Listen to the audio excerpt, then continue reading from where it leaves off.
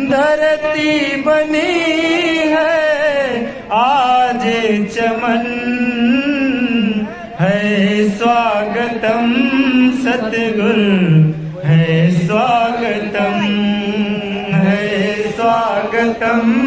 सतगुरु है स्वागतम। जय गुरुदेव। ला मामा बोला।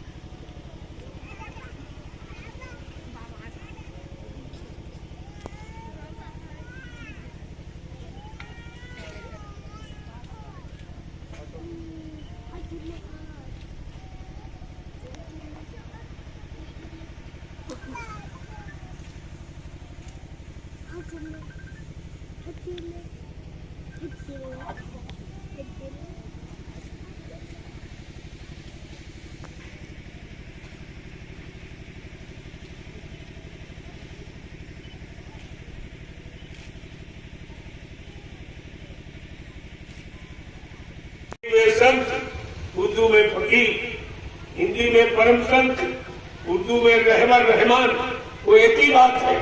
लेकिन आपने ये भाषा का जो झगड़ा खड़ा करके पारस्परिक प्रेम प्यार मोहब्बत को खत्म कर दिया। आपसी मेल मिलाप को, आपसी प्रेम भाव को, एक दूसरे के काम आना, एक दूसरे की मदद करना, एक दूसरे पर रहम दया करना, ये सब आपने खत्म कर दिया। क्योंकि आपने फकीरों की बात नहीं मानी, हिंदू संत महात्माओं की बात नहीं मानी। अब तुम दोनों लोग परेशान हो, रो रहे, चिल्ला रहे, तुम्हारी कोई सुनने वाला नहीं। अब पूजा करके तुमने कुछ नहीं कर पाया। पूजा करते रहे, इधर ये इबादत नमाज पढ़ते रहे, बीमारियां बढ़ गई, परेशानी बढ़ गई, दुख तकलीफ बढ़ गए, लड़ाई झगड़े बढ़ गए, पारस्परिक प्रेम प्यार मोहब्बत ये समाप्त हो गया। महंगाई बढ़ गई, गरीबी बढ़ गई, बेरोजगारी बढ़ गई, टैक्स बढ़ गए, जीएसटी बढ़ गई, अत्याचार बढ़ गया, मांसाहार बढ़ गया, हिंसाएं बढ़ गई, चोरी डकैती बढ़ गया, कत्ल बलात्कार सब। तो तुम्हारी पूजा इबादत करने का मतलब क्या निकला? क्या इन्हीं कामों के लिए आप पूजा पाठ, तीर्थ व्रत दान हवन जब गंगा स्नान करते रहे? क्या तुम नमाज अदा करते रहे, इबादत करते रहे? क्या इसी काम के लिए सब बढ़ जाए? इतना भी आपने विचार नहीं किया। जब तक मुसलमान फकीरों की कदम पोशी नहीं करेगा, फकीरों के कदमों में अपने आप को न्यौछावर नहीं करेगा, कुर्बान नहीं करेगा, ये कुर्बानी, जीव की हिंसा हत्या, ये कुर्बानी नहीं होती। अपने आप को कुर्बान करो, अपने गंदे भाव विचारों को, गंदे खान पान को, गंदी संग सोबत को, गंदे कर्मों को यानी कुर्बान कर दो फकीरों के कदमों में, तो आपके जीतेगी खुदा का दीदार करा दो। खुदा ये फकीरों के जरिए मिला, परमात्मा संत महात्माओं के द्वारा मिला, और किसी के जरिए नहीं। न मंदिर के जरिए परमात्मा मिलता, न मस्जिद के जरिए खुदा अल्लाह ताला मिलता, न मतलब यानी गुरुद्वारे के जरिए से सत्ता सतगुरु मिलता है, और यानी ईसाइयों को गार भी नहीं मिला, तो किसी को नहीं मिला। इन स्थानों में जाने का मतलब क्या? इन स्थानों पर समय पूंजी खर्च करने का मतलब क्या निकला? अरे कुछ तो आप विचार करो। परमात्मा ने आपको किसके लिए? अच्छा सोचना, अच्छा विचारना, अच्छा निर्णय लेना, फिर अच्छा काम करना, ताकि हमें आपको अच्छा फल, अच्छा परिणाम, अच्छा जजमेंट दे। इसके लिए आपको बुद्धि दी गई, और तुमने बुद्धि खराब पागल करी।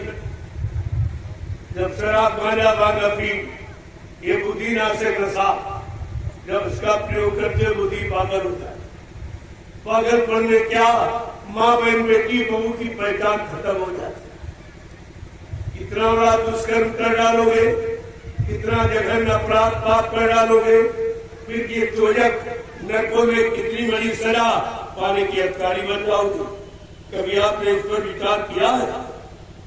आज ये देश में जो मुसीबत, आपत्ति, बीमारी, महामारी, लड़ाई झगड़े का जो समय आ गया, इसका कारण क्या? किस कारण से? 60 साल पहले इतने लोग पढ़े लिखे नहीं थे, इतने स्कूल कॉलेज नहीं थे, लेकिन जो बिना पढ़े लोग गांव शहर कस्बों में रहते थे, उनमें सच्चाई, ईमानदारी कोट कोट के भरी थी। उनके अंदर माँ बहन बेटी की पहचान फर्क और उनके अंदर परमात्मा खुदा इबादत और भजन पूजा ये करने का पूरा।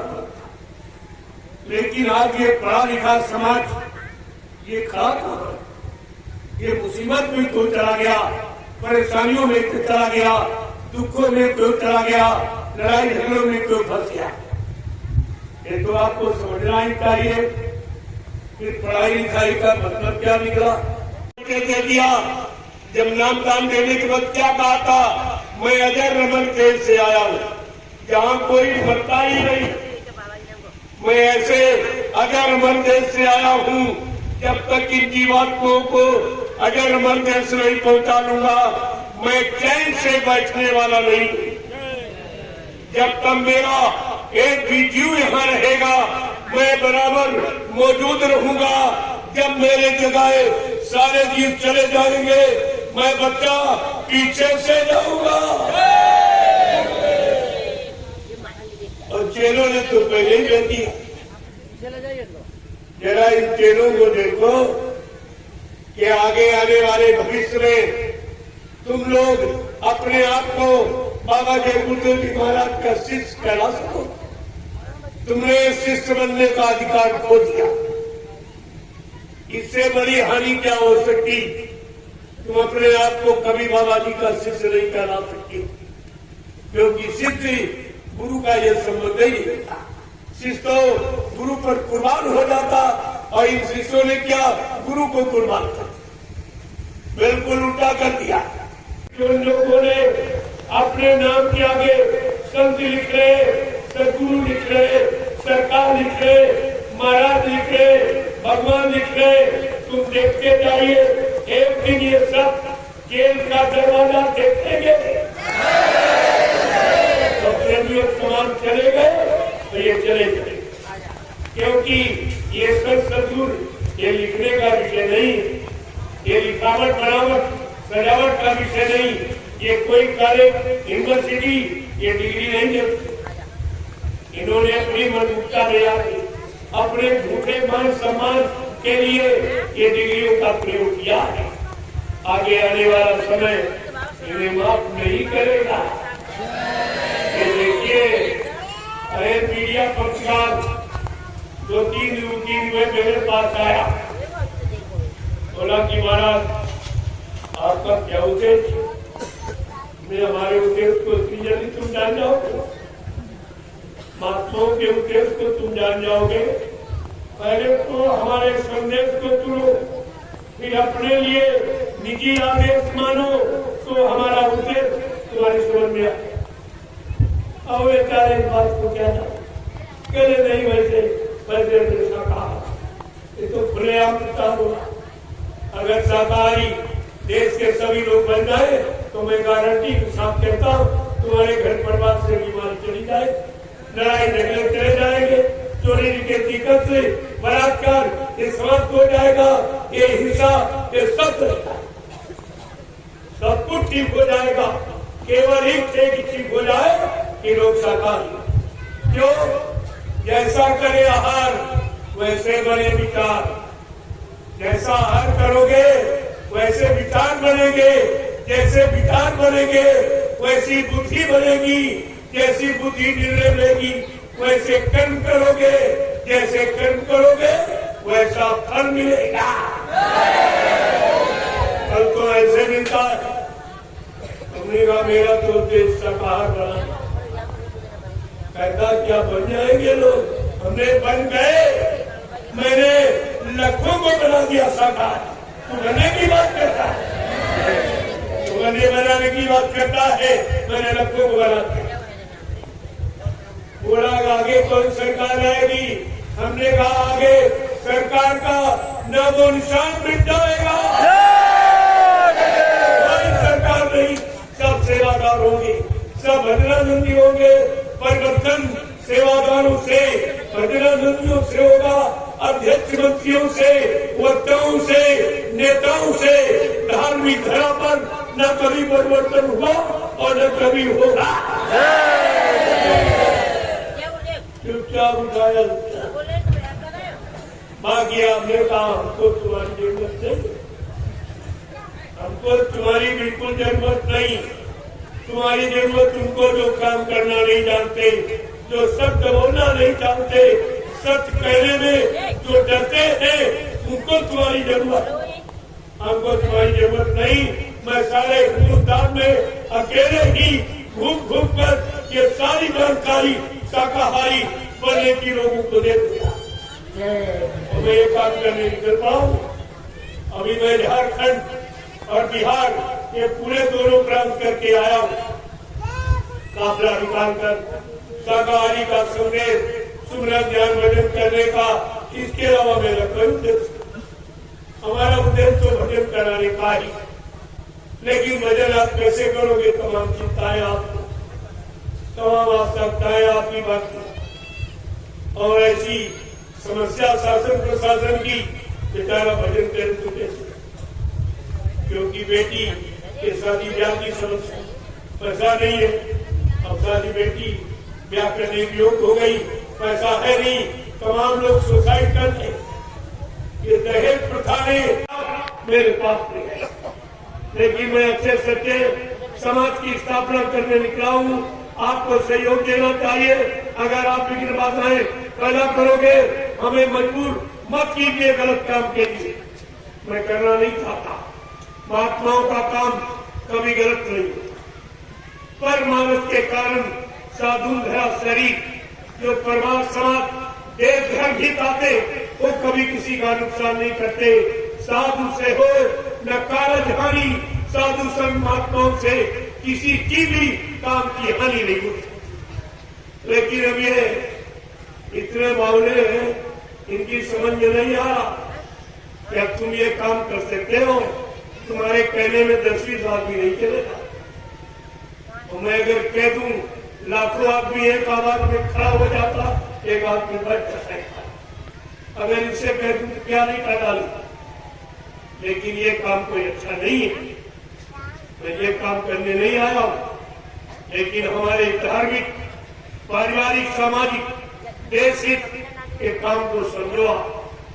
मैं अपना सब कुछ लेके निकला, खाना पीना सब, किसी से किसी चीज की कोई इच्छा लेने नहीं आया। फिर भी ये बात तो हम सब अपना खर्च कर रहे, अपना लेके चल रहे, फिर तुम्हारे से परमिशन लेने की क्या जरूरत? परमिशन माने मदद, और तुम मदद यही करोगे, काम नहीं करोगे, तुम्हारा परमिशन है। एक जगह क्या किया कि परमिशन एटीएम मिल गया, और जब हम वहां पहुंचे तो कह रहा परमिशन रख, कुछ घूस खा गया होगा, 10-20-50 हजार रुपए मिल गए होंगे, तो बदल गया। तो मेरे पास चौकी इंचार्ज आया, कहते महाराज आपका परमिशन न दो। हमने कैसे, क्या फूक के चाह गया? अरे भाई, एक जवान से तुमने परमिशन दिया, उसी जवान से कह रहा रद्द किया जा रहा, ये कौन सा कानून? मैं भी कानून जानता हूँ, ऐसे हिंदुस्तान में नहीं निकला हूँ।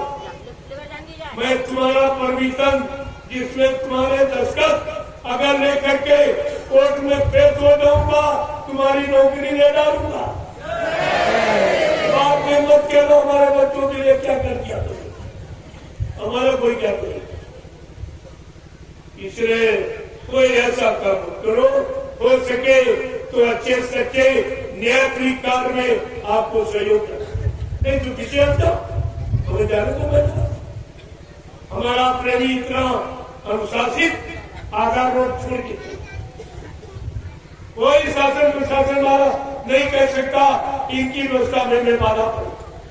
आधा रोड छोड़ के साइकिल सवार होती है और मैं आधा रोड स्वयं छोड़ के चलता हूँ और किसी से कुछ नहीं। और सबसे बड़ी बात, आज तक हिंदुस्तान में ये काम न किसी ने किया, न कोई कर रहा, न आगे कोई कर सकेगा। प्रसाद वितरण, मैंने लाखों कुंटल प्रसाद बांट दिया हिंदुस्तान, कोई लेना देना उससे नहीं है। प्रसाद कोई बना सकता? ये काम है किसी बस का? अरे मैं सारी सच्चाई तुम्हारे सामने खोल दूंगा। जय गुरुदेव। आज का 24वां पड़ाव जो 22 अप्रैल 2023 का चंदौसी में है, रामपुर का आखिरी प्रोग्राम है, आखिरी पड़ाव है। इसके बाद आश्रम की तरफ वापस जाना है। अब प्रेमी महाप्रसाद लेकर धीरे धीरे अपने 24वें पड़ाव की तरफ प्रस्थान कर रहे हैं। तो आप सभी उस झंडे की परिक्रमा जरूर कर लीजिए। जिधर सड़क जा रही है, सड़क के दाहिने तरफ वो झंडा गाड़ा गया है। जय गुरुदेव। और साइकिल प्रेमी अब रुकेंगे नहीं, 3:30 बज चुके हैं। 35 किलोमीटर आपको यात्रा तय करनी है। आप तुरंत निकले तत्काल यहाँ से। अब 1 मिनट की भी आप देरी नहीं कीजिए। सारे साइकिल प्रेमी तत्काल यहाँ से प्रसाद लेकर के प्रस्थान कीजिए। जय गुरुदेव। जय गुरुदेव। स्वामी जी महाराज ने जिस भूमि की चर्चा अभी आपके सामने की, वो सीतापुर जिले में स्थित 88,000 ऋषियों की तपोभूमि नैमिषारण्य, जिसको गोस्वामी जी महाराज ने रामचरितमानस में व्याख्यान भी किया है, उस तपोभूमि को आप सभी के बचने बचाने के लिए लिया जा रहा है। तो आप सभी उस तपोभूमि को खरीदने में, लेने में अपना योगदान अवश्य दें। यहीं रथ के आगे नीली पन्नी के नीचे ये सेवादार रजिस्टर लेकर बैठे हुए हैं। आप यहाँ पर भूमि सेवा अपने अपने गाड़ी कमाई का कुछ न कुछ हिस्सा यहाँ पर जरूर दे देवें। ये भूमि सेवा कोई साधारण सेवा नहीं है। आप जीवन में जितने भी दान दक्षिणा किए, वो सब तो उसका तो कोई लाभ मिला नहीं, निरर्थक हो गया। लेकिन ये जो भूमि सेवा आप दे रहे हैं, इसका पूरा लाभ आपको घर बैठे मिलेगा।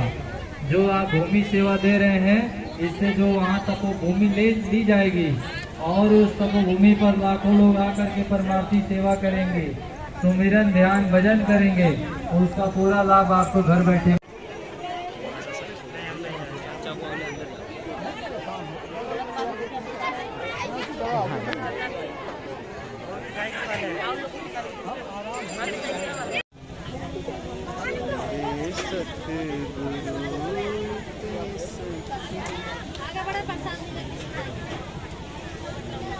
जय गुरुदेव।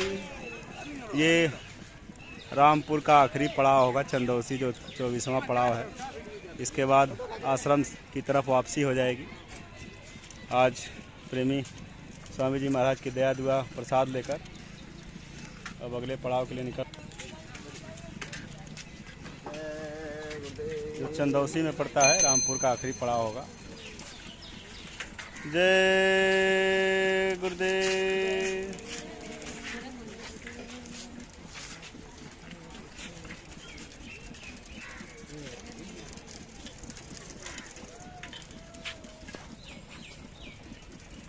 जय गुरुदेव।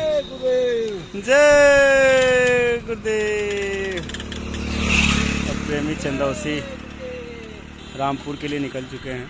स्वामी जी महाराज का सत्संग सुनने का अवसर भी प्राप्त हुआ। आज साइकिल प्रेमी दर्शन भी मिला और प्रसाद भी मिला।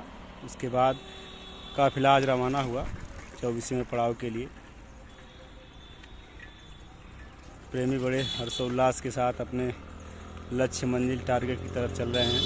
विशाल जनजागरण करते हुए शाकाहारी का प्रचार, साकार का संदेश देते हुए नगरवासियों, ग्रामवासियों, क्षेत्रवासियों को इस साइकिल यात्रा से स्वामी जी महाराज ने कहा करोड़ों लोगों का जनजागरण हो चुका है। जय गुरुदेव। जनजागरण का एक ही लक्ष्य है, लोग शाकाहारी हों और आगे आने वाले महामारियों बीमारियों से इनका बचाव हो जाए, अच्छा सुरक्षा हो सके।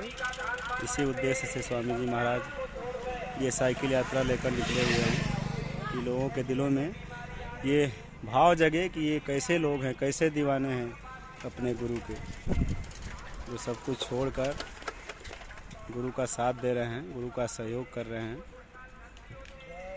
जय गुरुदेव, जय गुरुदेव, जय गुरुदेव।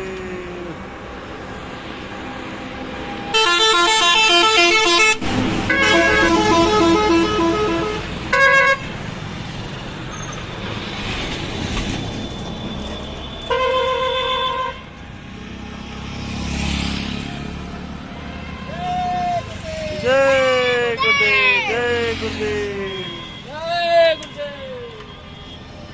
जय गुरुदेव। चलिए चलिए साइकिल वीरों।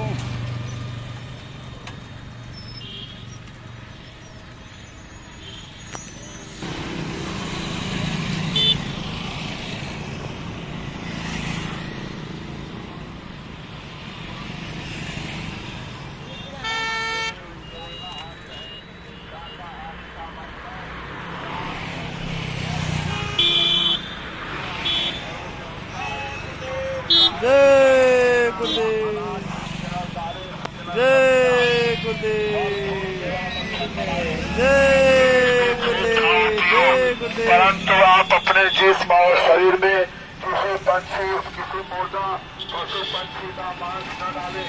यह जिस्मानी जय गुरुदेव, जय गुरुदेव।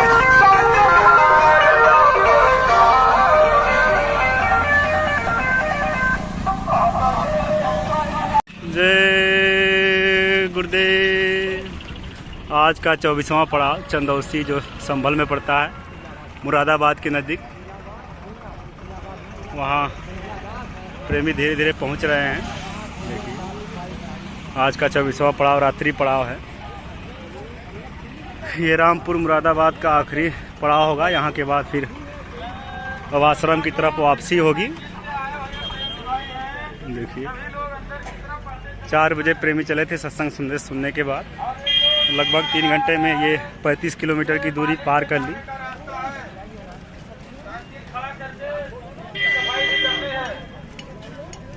जय गुरुदेव, जय गुरुदेव, जय जय गुरुदेव। स्वामी जी का वैचारिक क्रांति रथ आ चुका है।